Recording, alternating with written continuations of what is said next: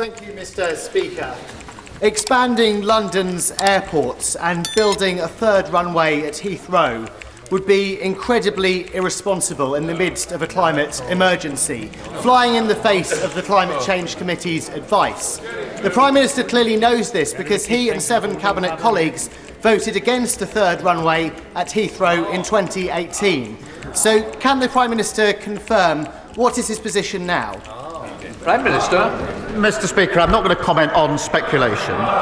He knows that we are, as a government, we are committed to growth, we're committed to the aviation sector and to our climate obligations. But I'm not going to take lectures from those who talk about climate change but oppose vital renewable infrastructure in their own constituency.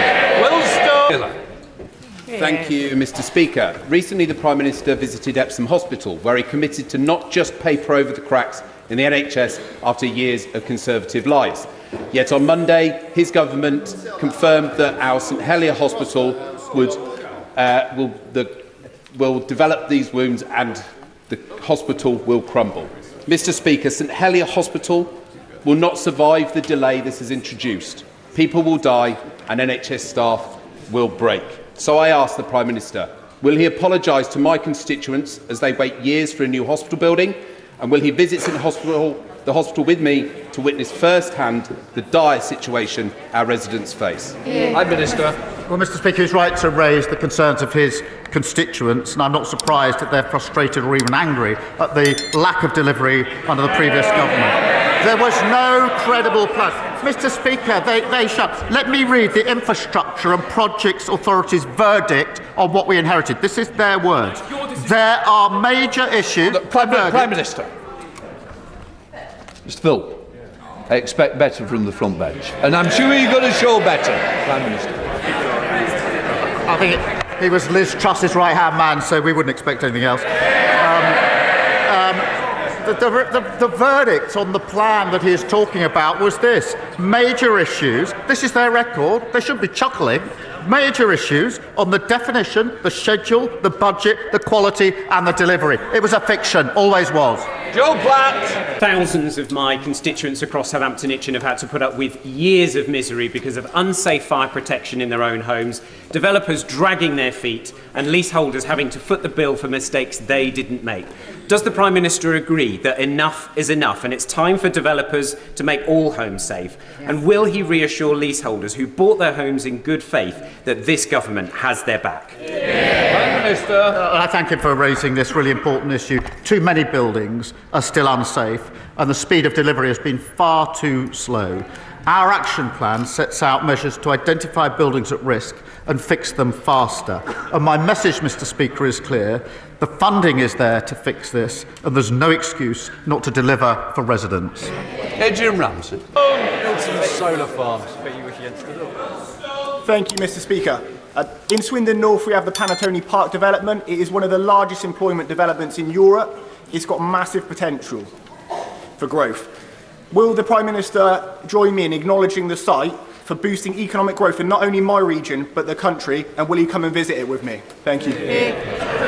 Prime Minister. At the heart of our plan for change is growth, Mr. Speaker, to fund our public services, create good jobs and raise living standards across the country. He's right to champion one of the largest brownfield sites in the UK, which could create over 11,000 jobs on site and add £1.2 billion to the economy. It underlines the importance of this government bringing economic stability, creating the National Wealth Fund and driving up growth. Lieutenant Bernadette.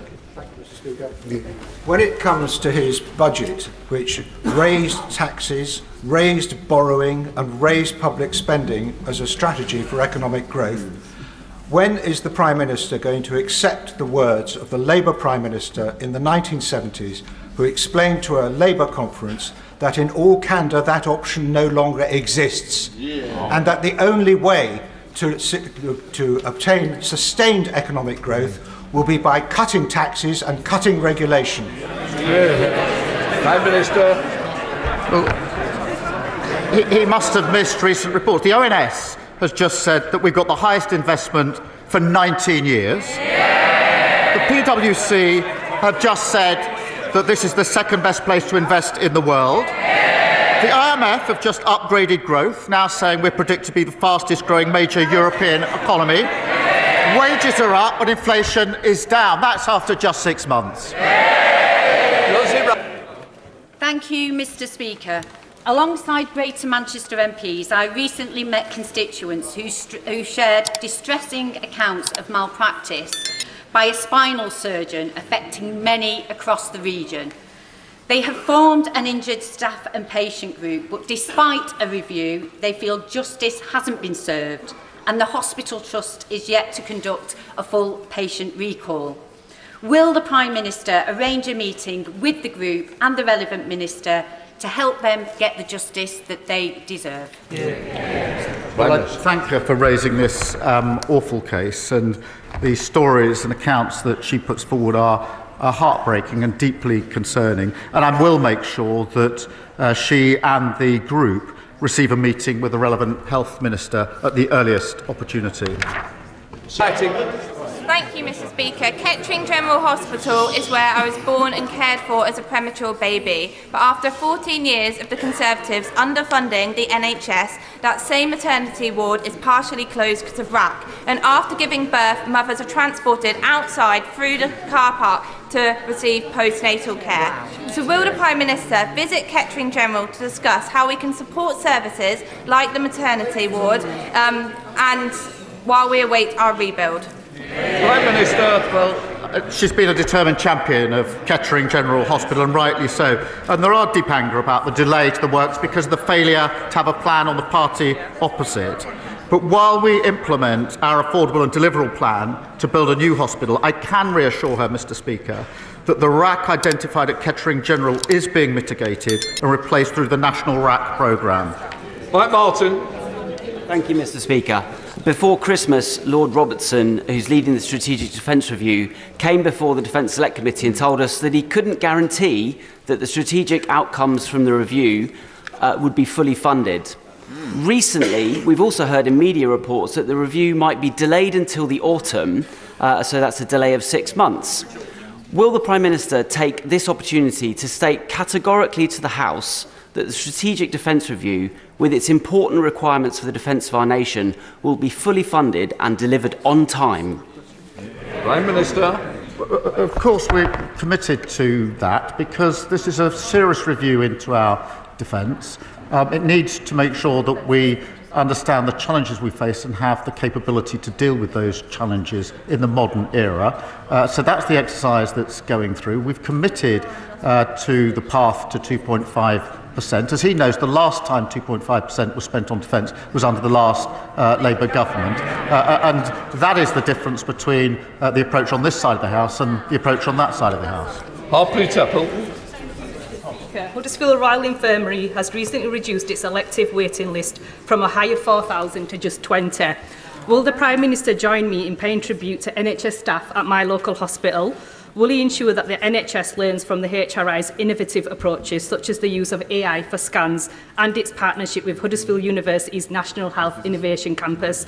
And whilst the Prime Minister does his hospital tour, can I also invite him to Huddersfield to see the transformative work being done? Prime Minister. Look, can I thank her because the achievements of the hard-working staff at Huddersfield Royal Infirmary prove that you can bring down waiting times through our plan for change. And it is important we're applying that best practice and innovation across the NHS. We must do more. We inherited record waiting lists and we are now bringing them down. Andrew